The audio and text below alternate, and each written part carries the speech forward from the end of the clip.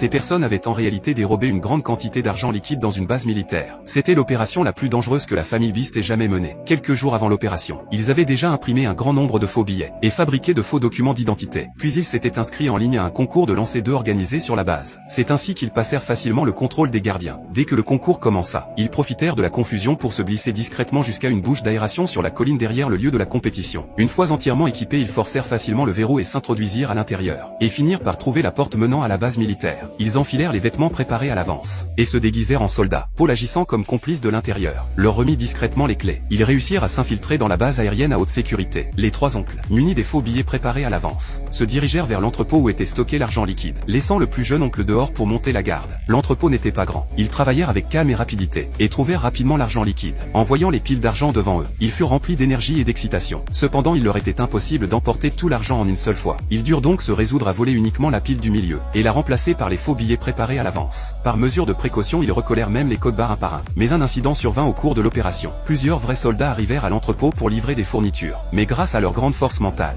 les frères évitèrent tous cet incident sans encombre. Ils continuèrent ensuite à travailler, mélangèrent les vrais billets et les faux puis les réempilèrent soigneusement, les placèrent dans des sacs en plastique, et les scellèrent hermétiquement au pistolet à air chaud sans laisser le moindre interstice. La dernière étape de l'opération consistait à répartir tous les vrais billets dans des sacs en plastique, et à placer un dispositif de traçage dans chaque sac en les scellant solidement. Après avoir confirmé que les dispositifs étaient correctement positionnés, et que le logiciel fonctionnait normalement, ils chargèrent ces sacs dans des barils d'huile usagée en préparation du transport. Enfin, ils marquèrent les barils contenant l'argent, puis avertirent le frère qui attendait à l'extérieur de l'entrepôt pour fournir du soutien. Finalement, ils refirent le chemin inverse, changèrent à nouveau leur tenue de compétition au même endroit, retournèrent sur le lieu de la compétition, et partirent discrètement pour éviter tout incident. Une fois sortis de la base, les frères se débarrassèrent immédiatement des véhicules de fuite.